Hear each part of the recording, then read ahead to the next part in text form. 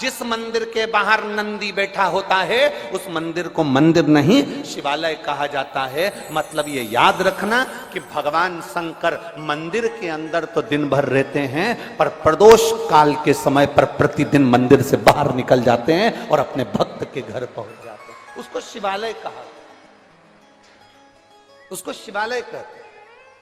शिवालय में केवल भगवान रहता नहीं है, शिवालय से बाहर भी जाता है। शिवालय में केवल भगवान रहता नहीं है, वो शिवालय के बाहर पहुंचता भी।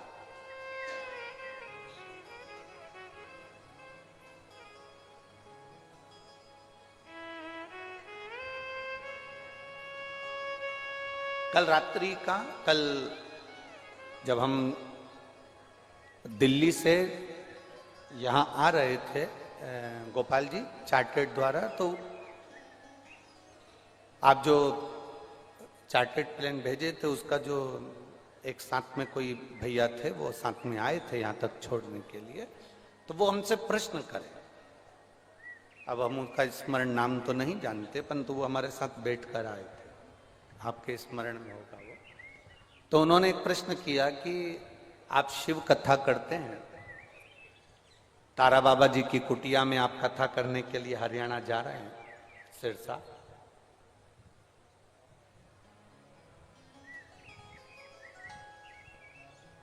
जैसे देवाधिदेव महादेव नंदी पर बैठकर प्रतिदिन शिवालय से बाहर जाते हैं और अपने भक्तों का कल्याण करते हैं, आप जिस कुटिया में कथा वाचने जा रहे हैं वहां तारा बाबा जी की कुटिया है। क्या संत, क्या साधु, क्या गुरु, क्या बाबा जी भी अपने भक्तों के दुख काटने के लिए अपनी कुटिया से बाहर आते हैं? हमने उस बालक को एक ही बात कही, बच्चा थोड़ा थोड़ा सा रोता है ना, तो मां कभी भी अपना काम छोड़कर नहीं जाती है, क्योंकि मां को मालूम है इसकी आदत है भिन्न भिन्न करने की। काय को जाएगी? वे करता रे, माँ कपड़ा धोती रहे, वे करता रे, माँ रोटी बनाती रहे, वे करता रे, माँ अपना काम करती रहे, उसके पास नहीं जाती। पर बच्चा एकदम चीख के रो दे, एकदम चीखा और रो दिया, अब माँ कपड़ा छोड़ के जाएगी कि नहीं जाएगी? अरे बोलो तोरी सिरसा की जी जियो, कपड़ा छोड़ के जाएगी कि नहीं जाएगी? बच्चा एकदम चीख कर रोया तो माँ बर्तन छोड़ के जाएगी कि नहीं जाएगी? बच्चा एकदम चीख कर रोया, माँ भोजन बनाती बनाती जाएगी कि नहीं जाएगी? एकदम रोया है तो जाएगी। हमने उस बच्चे से कहा, व्यक्ति अगर दिन भर पे पे करे तो भगवान संत साधु नहीं आते, पर जब एकदम किसी अपने बच्चे पर, अपने भक्त पर जब दुख आता है तो तारा बाबा भी निकल कर बाहर चले जाते हैं। निश्चित संत, सन्यासी, तपस्वी, साधक, उपासक, माता पिता, गुरु और परमात्मा अपने भक्त के दुख को देखता नहीं है, वो उस दुख को काटने का प्रयास करता है। भक्त हार जाता है, भक्तों को लगता है मैंने 1 महीना इंतजार करा, मेरा तो काम ही नहीं हुआ, मैंने तो 2 महीना इंतजार करा, मेरा तो काम ही नहीं हुआ, मुझे तो गुरुजी ने यहां भेज दिया सिरसा, मुझे तो गुरुजी ने भेज दिया नोएडा, मुझे तो गुरुजी ने भेज दिया दिल्ली, मुझे तो गुरुजी ने भेज दिया मुंबई। मैंने 1 महीने इंतजार करा, मेरा काम नहीं हो रहा, मैंने 2 महीने इंतजार करा, मेरा काम नहीं हो रहा, मैंने 3 महीने इंतजार करा, मेरा काम नहीं हुआ। फिर आया गुरुजी के पास में, गुरुजी मेरी तो दशा ही नहीं सुधर रही। गुरुजी बोले मैंने तेरे को भेजा था ना, तू उस काम में वहीं पे पहुंच जा, यहाँ आया ही काय को, तू तो मैंने तुझे भेज दिया था ना, तू अपने काम में लग जा, तू काम में लगे रहे, तो बस इंतजार कर। और गुरु बोला है तो मतलब पत्थर की रकील है, तेरा हाथ पकड़कर पार भी गुरु ही करता है। निश्चित श्री शिवाय नमस्तु। शिव तत्व की प्राप्ति, एक विश्वास, एक भरोसा, एक दृढ़ता आपके भीतर होना चाहिए। जिस गुरु के दरवाजे पर हम जाएं उसके प्रति तुम्हारा भरोसा हो, जिस शिव के चरणारविंद में हम जा रहे हैं उसमें आपका भरोसा हो। शिव महापुराण की कथा सुनने के लिए बैठे हो तो ये विश्वास मानकर बैठना कि 7 दिन की कथा सुनने के लिए बैठे हो, खाली नहीं जाओगे। ये झोली तुम्हारी ऐसी भर कर जाओगे कि जिंदगी में कभी तुम उलझने वाले नहीं, सुलझते चले जाओगे। ये सहज नहीं है शिवपुराण, सहजता नहीं। शिव को पहचानना कठिन, भगवान शंकर को जानना, शिव को जानना।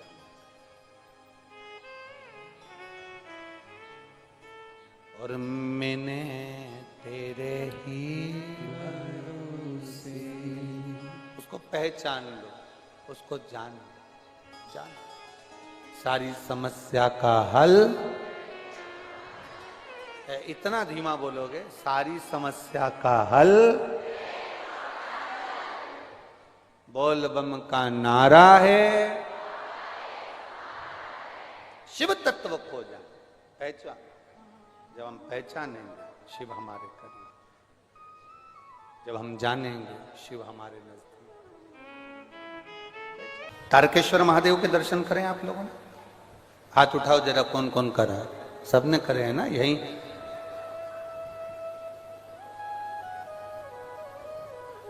पहले तो तुम हाथ उठाओ, जो सिरसा वाले यहां बैठे हैं वो उठाओ हाथ। ठीक है, रख। अब जो सिरसा से बाहर से आए वो हाथ उठाओ। अरे तुम ही तो नहीं उठा दिए वापिस।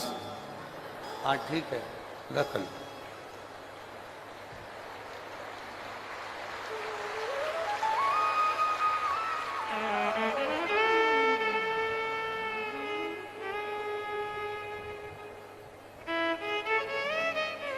गोपाल जी, बाहर वालों ने कब्जा ज्यादा कर रखा है।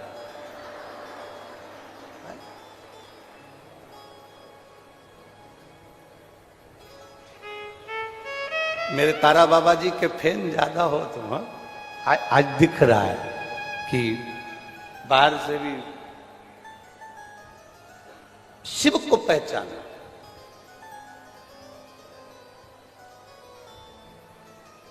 राम जी के मंदिर में जाओगे तो केवल मंदिर है,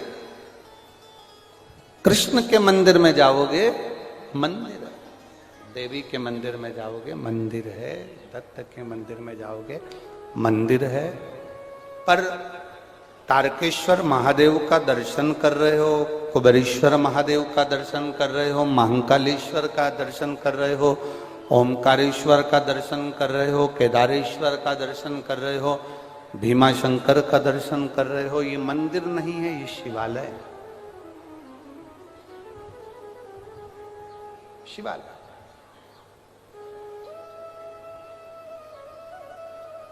किसी गुरुद्वारे में आप दर्शन करने के लिए जाएंगे, किसी गुरुद्वारे,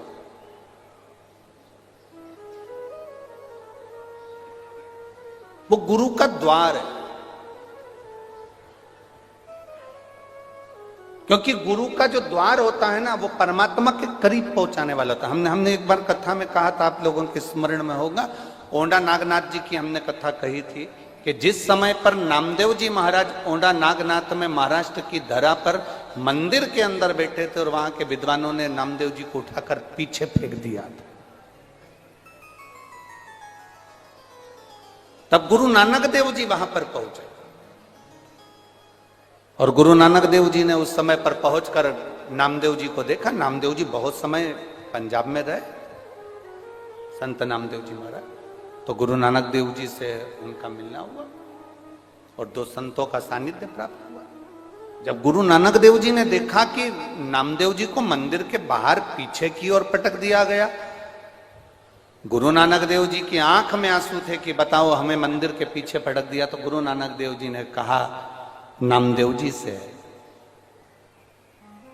क्यों घबराते हो नामदेव, क्यों चिंता करते हो नामदेव, तुम्हारे नयनों में अश्रु साधु, सन्यासी, तपस्वी, साधक, उपासक की आंख में आंसू क्यों? नामदेव जी कहते हैं मुझे भगवान के मंदिर के पीछे पटक दिया गया, मुझे दर्शन के लिए वहां पर नहीं रखा गया, क्यों चिंता करते हो? गुरु नानक देव जी महाराज कोई साधारण नहीं, गुरु नानक देव जी महाराज संतों के सिरमौर। गुरु नानक देव जी ने कहा, नामदेव जी अगर तुम्हारी भक्ति में बल है और तुम्हारे विश्वास की दृढ़ता है तो ये पक्का है मंदिर का दरवाजा आगे की जगह पीछे हो जाएगा। और वो हुआ, वो हुआ। जो कोई नहीं कर सकता वो सतगुरु कर सकता है, वो गुरु कर सकता है। मंदिर का द्वार पीछे, मंदिर जो कोई ना कर सके, जो कोई ना कर पाए, वो गुरु कर सके। और आग लगी आकाश में, पृथ्वी पे गिरे अंगारे, जो सतगुरु ना होते तो मर जाते। कोई सतगुरु हमारी जिंदगी में आए, कोई गुरु हमारे जीवन में आता है जो मार्ग बताकर हमको मंजिल तक पहुंचाने का प्रयास करता है। देवराज की कथा यही कहती है, देवराज का क्रम यही कहता है, देवराज का प्रसंग यही कहता है। देवराज के पास में चोरी का धन है, ब्राह्मण कुल में जन्म ले लिया, ब्राह्मण कुल में जन्म लेने के बाद भी वो अच्छा कर्म नहीं कर पाया। चोरी का धन लेकर, चोरी के धन को उठाकर, धन कहां रखूं, शरीर में ताप बढ़ रहा था, शरीर में कष्ट बढ़ रहा था, उस धन को लेकर कहां जाऊं ये विचार कर कर वो धन, उस चोरी के धन को लेकर शिवालय में चले गया। मंदिर में नहीं, शिवालय में गया है, शिवालय के अंदर गए, शिवालय में प्रवेश कर गए। और महाराज अगर नियत साफ है, शिव महापुराण की कथा कहती है अगर आपकी नियत साफ है तो मेरा भोलेनाथ तुम्हारे साथ है। अगर नियत साफ है तो भोलेनाथ तुम्हारे साथ है। भोलेनाथ तुमसे दूर नहीं, अगर तुम्हारी नियत साफ है, तुम परमार्थ का कार्य कर रहे हो, किसी को भोजन कराने का कार्य कर रहे हो, किसी को स्मरण कराने का कार्य कर रहे हो। एक बात बहुत अच्छे से याद रखना, कई लोग कहते हैं कोई ने कह दिया भंडारे में जाओ भोजन मत करो, कोई ने कह दिया भंडारे में जाओ तो भोजन मत खाओ। हमारी शिव महापुराण की कथा कहती है अगर तुम किसी गुरु के दरवाजे पर जा रहे हो, किसी गुरुद्वारे में जा रहे हो, किसी गुरु की चौखट पर जा रहे हो, किसी भंडारे में पहुंच रहे हो, तो तुम खाओ ना खाओ पर इतना जरूर करो, गुरु नानक देव जी ने एक ज्ञान अपने संपूर्ण विश्ववासियों को, संपूर्ण देशवासियों को दिया है। गुरु नानक देव जी ने जो ज्ञान दिया सदगुरु वही ज्ञान देते हैं। गुरु नानक देव जी ने क्या ज्ञान दिया कि गुरुद्वारे में जाओ, चाहे तुम भंडारे में जाओ, चाहे तुम लंगर चखने के लिए जाओ, तुम लंगर चखो ना चखो, भंडारा खाओ ना खाओ, भोजन करो ना करो, पर इतना याद रखना कि जो भंडारा हो रहा है, जो लंगर हो रहा है, उसमें सेवा करो। सेवा करने से क्या होगा, तुम्हें देने की आदत पड़ेगी, देने की आदत पड़ेगी तो परमात्मा भी तुम्हें दोनों हाथों से देना चालू करे।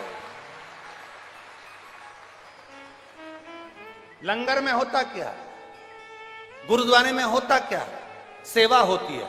कोई आ गया, वहां नहीं पूछा जाता कि तू सिख है कि नहीं, वहां नहीं पूछा जाता कौन सी जाति का है, वहां नहीं पूछा जाता तू कौन सा ब्राह्मण है, क्षत्रिय है, वैश्य है कि शूद्र है। गुरुद्वारे में, संत के दरवाजे पर, तारा बाबा की कुटिया में कभी भी आप दर्शन करने आओगे, आपसे नहीं पूछा जाएगा कि तू सिख है, हिंदू है, कौन ब्राह्मण, कौन क्षत्रिय, कौन वैश्य, कौन शूद्र। तारा बाबा की कुटिया में नहीं पूछा जाता कि तू कौन जाति का है, गुरु के दरवाजे पर नहीं पूछा जाता कि तू कौन जाति का है, शंकर के शिवालय में नहीं पूछा जाता कि कौन जाति का है। मंदिर आदि में पूछ सकते हैं पर शिवालय में नहीं पूछा जाएगा, क्योंकि बाबा का जो धाम होता है, गुरु की जो चौखट होती है, वहां खाना जरूरी नहीं, वहां सेवा करना जरूरी है। और जिसने सेवा करी उसको मेवा मिला ही है, उसको सेवा का फल मिलता ही है, उसको सेवा का क्रम प्राप्त होता ही। हमारे यहाँ पर एक छोटी सी भजन की लाइन बहुत अच्छी चलती है, मात पिता की सेवा करो रे, सेवा करो तो मेवा मिले। अब तुम भी गाओ जरा एक बार, माँ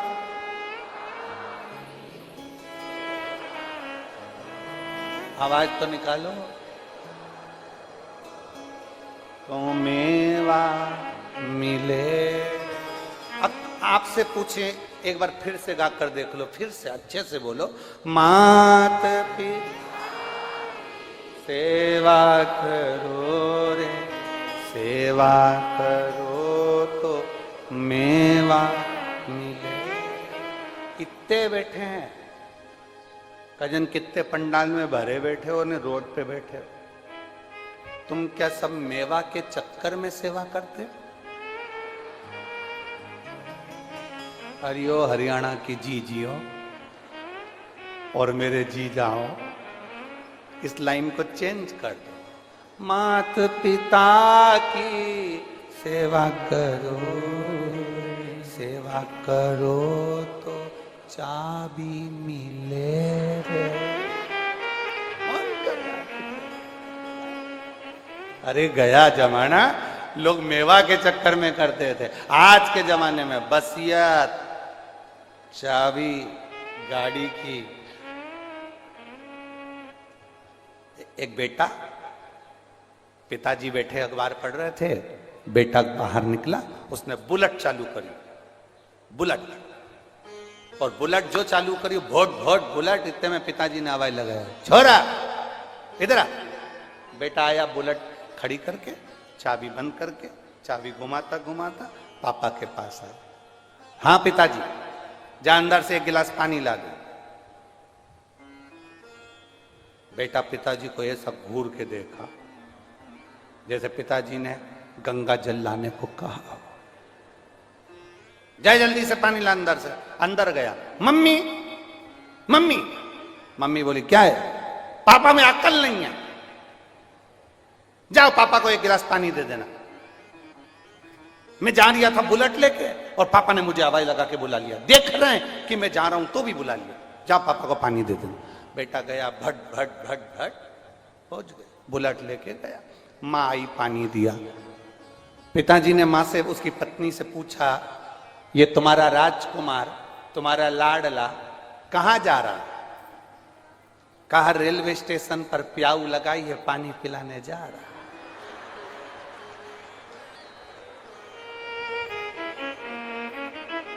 अब जरा सोचिए, कभी प्यासे को पिलाया नहीं, ओ बाद अमृत पिलाने से क्या फायदा? क्या फायदा? अब एक तरफ कहे कि हमने सामान रेलवे स्टेशन पर भंडारा लगाया है, कोई कहे कि हमने वहाँ भंडारा चलाया है, कोई कहे कि हमने वहाँ भंडारा चलाया, पर आपने दिल से सेवा की। गुरुद्वारे में, गुरु के दरवाजे पर, शिव की चौखट पर, शिव महापुराण में यही चीज सिखाई जाती है कि देना सीखो। जिस दिन तुम्हें देना आ गया, जिस दिन तुम्हें सेवा करना आ गई, उस दिन भोलेनाथ और गुरु अपनी चाबी तुम्हारे हाथ में पकड़ा देते हैं, फिर खोल के लेते। गुरु पकड़ा, चाबी कब मिलेगी? बेटा बाप के लिए आगे बढ़े, बेटा बाप के लिए अग्रण्य रहे। पापा पानी ला दूं? हाँ। पापा ये कर दूं? हाँ। कपड़ा ला दूं? हाँ। सामान ला दूं? हाँ। बाप खुश हो जाता है, चाबी दे देता, ले ये गाड़ी ले ले, जा लिया, ले गाड़ी की चाबी ले, जा लिया, जा गाड़ी की चाबी ले, लिया। बड़ा चाबी कब मिली? जब बाप प्रसन्न हुआ। आप सेवा ही नहीं करे, सेवा ही।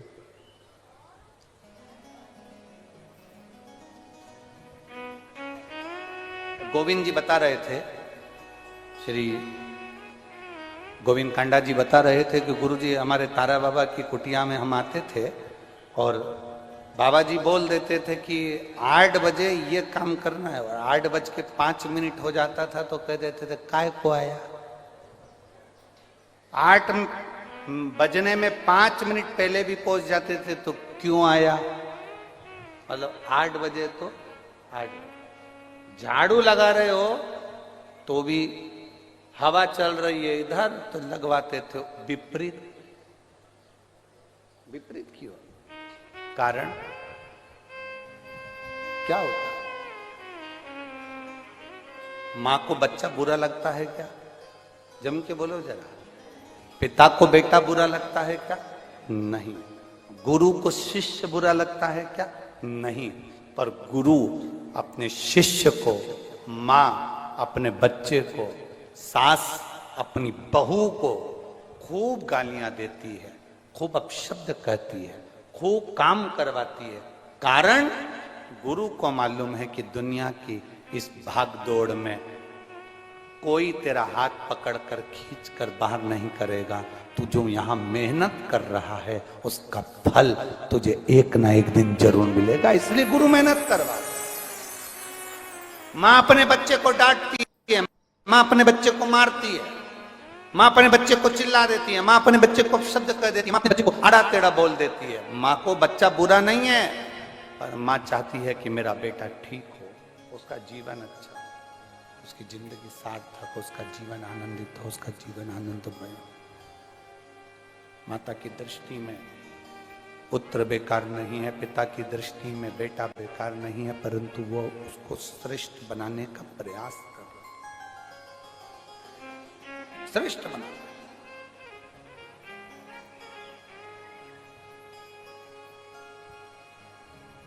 देवराज शिवालय में आ गए, भगवान शंकर के शिवालय में पहुंचकर चोरी के धन को छुपाकर दुबक के बैठे हैं, क्योंकि शरीर में ताप बढ़ रहा है, शरीर में बहुत ठंड लग रही है, शरीर को ठंड लगी, ताप बढ़ा, छुप कर बैठे।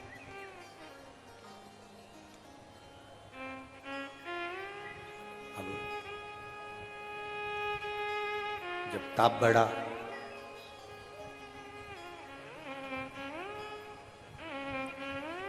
वहां पर एक ब्राह्मण देवता शिव महापुराण की कथा कर रहे थे। बीच बीच में वो हर हर महादेव कह रहे थे। बुरा सा लगा, बुरा। सिर में दर्द है, हर हर महादेव चिल्लाया जा रहा है, अच्छा नहीं लग रहा। हमने पहले कथा में कहा, जब शरीर में कष्ट होता है, शरीर में रोग होता है, शरीर में कष्ट होता है, तो भोजन अच्छा नहीं लगता।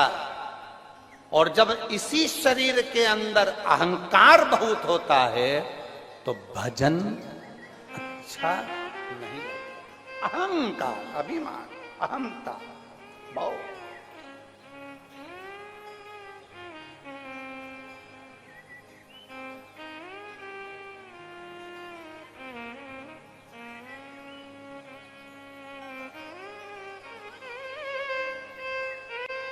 भीतर के अहम को जब हम निकाल देते हैं तब कुछ सुख का अनुभव होता है। भीतर का जब अभिमान निकल जाता है तब थोड़ा सुख का अनुभव होता है। जब हमारा विश्वास दृढ़ होता है तब सुख का अनुभव। एक पत्र है, देखिए।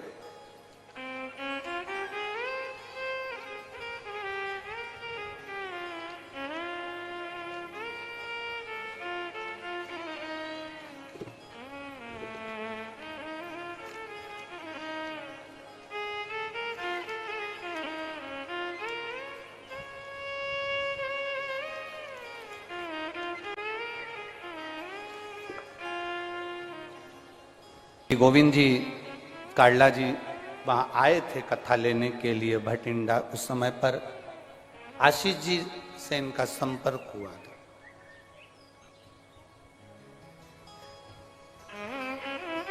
इनका एक शब्द बड़ा सुंदर था, जो शब्द हमें आशीष जी ने गोविंद जी बताया था कि कथा तारकेश्वर महादेव को सुनना है, तारा बाबा को कराना है, और हमारे सिरसा के लोग शिव पुराण को सुनने के लिए ललायित हैं, और हमारा विश्वास कहता है ये कथा तारा बाबा खूब अच्छे से कराए। ये शब्द थे। गोविंद जी कथा के लिए 2027 तक के समय नहीं है। ये जो समय था, ये हमने सीहोर कुबरेश्वर धाम की कथा की तैयारी के लिए रखा था, जो रुद्राक्षोत्सव सीहोर में होता है उसके लिए। हम फिर कहेंगे ये कथा आप नहीं करा रहे। गोपाल जी, कथा गोविंद जी और गोपाल जी करना नहीं करा रहे, ये हमारी दिल से, रात्रि को हमारी आंख में आंसू थे इस सबको सोचते हुए कि ये कथा जब सीहोर में उत्सव चालू हो रहा है और उसके 10 दिन 15 दिन हमने अपने लिए रखे, ये कथा आखिर यहाँ क्यों हो रही, सिरसा में कैसे हो रही। तब अनुभव ये करा है रात्रि विश्राम का कि ये कथा तुम दोनों नहीं करा रहे, कड़ला परिवार नहीं करा रहे। ये कथा जो अंदर बैठे हैं ना तारा बाबा, ये वो अनुभव, ये दिली अनुभव, और ये अनुभव किया रात्रि को जब करते समय, तो सुना ये गोविंद शंकर को पकड़ लाया, अनुभव किया। ये बताने का नहीं होता, पर भीतर के जो भाव है वो कथा किसी के बस में। और सुनो सिरसा वालों, हरियाणा के सभी जीजी जीजा, बेटी बेटा, बहन भाई, माता पिता, बंधुओं को मैं नमन कर कर कहता हूं, ये आपने जो शंकर जी के मंदिर में एक लोटा जल चढ़ाया होगा तो तारा बाबा ने तुमको सुनाने के लिए ये शिव पुराण को बुलाया। ये तुम्हारी भक्ति का बल बढ़ा है, तुम्हारे एक लोटे जल का बल बढ़ा है, तुम्हारी भक्ति का बल बढ़ा है, जो ये शंकर भगवान की अविरल कथा श्रवण करने का तुम्हें सौभाग्य प्राप्त हुआ, शिव तत्व को प्राप्त करने। हाँ, भाग्यशाली हो आप अपने घर जाओ तो थोड़ा सा राइन नॉन से नजर उतरवा ले। घर जाते जाते तुम घर वालों से कह देना आज मेरी नजर उतार दो, घर के लोग पूछेंगे पागल हो गई है, 90 साल की नजर कौन लगाएगा, कोई नहीं, देवताओं की नजर लग जाएगी कि इतनी कथा सुन रही है, इतनी कथा, इसलिए मेरी नजर उतार। और वो हमारी मम्मी कहती थी ना, अटक मटक चट्टा, लग गई नजर तो उसको उतारो।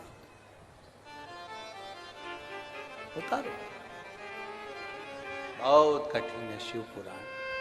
भागवत सरल में मिल सकती है, राम कथा सरल में मिल सकती है, पर शिव पुराण बहुत कठिन है महाराज। व्यवस्था करना कठिन।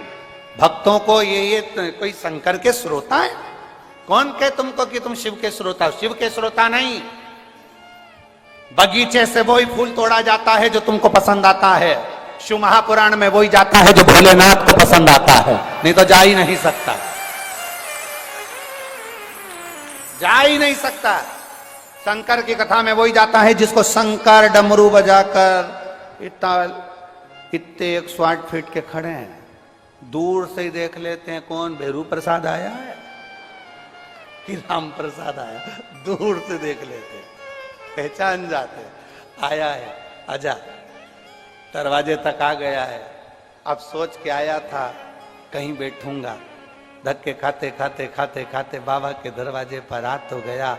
अब मर्जी उसकी है, वो कहाँ बिठाकर कैसे सुनाकर झोली भर कर भेज दे, ये उसके ऊपर निर्भर करता है, उसके ऊपर।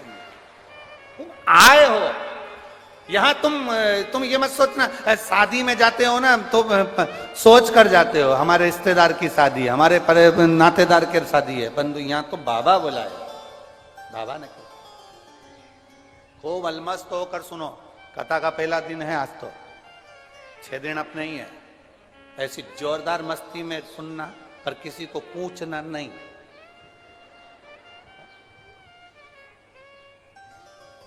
और जितने कार्यकर्ता खड़े रहते हैं हम उनसे भी निवेदन करेंगे, प्रयास करा करो जब कथा चला करे ना, बैठ जाया करो। बेचारी पीछे वालियों को दीदार नहीं होता है, बड़ी वो, और पूरी कथा में वो तुमको कोसती रहती है, पूरी कथा में। इससे अच्छा है कि तुम एक साइड कोने में खसक के बैठ जाओ या कोने में बैठ जाओ तो अच्छा। वो पूरी कथा में बस कोसती रहे, क्या मतलब।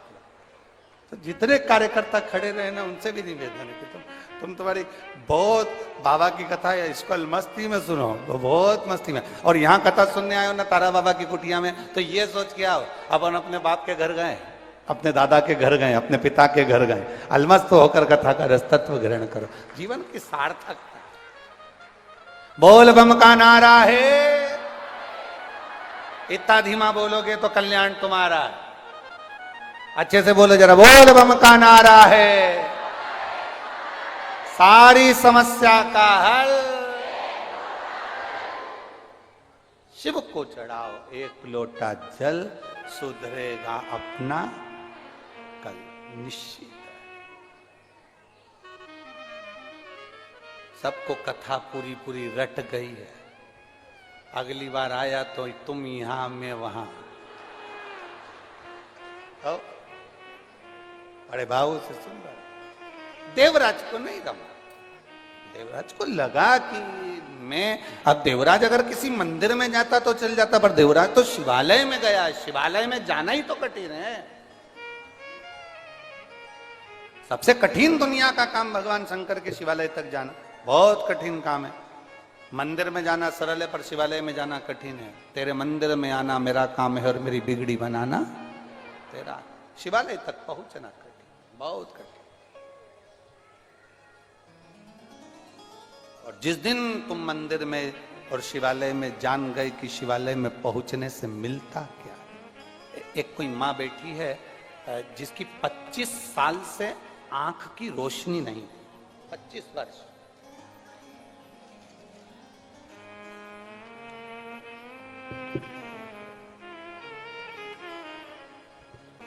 बेलपत्री के वृक्ष के नीचे बैठ गए। शरीर में ताप था, प्राण छूटना, प्राण जाना। और अंत समय प्रभु आना पड़ेगा। जो चीज आपको याद है उसको अच्छे आवाज में गाया करो, हमारे तक आवाज पहुंचे। अंत समय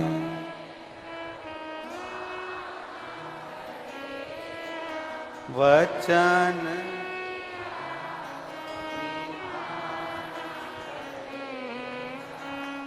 आए नाए कुटुंब कपीरा। अंत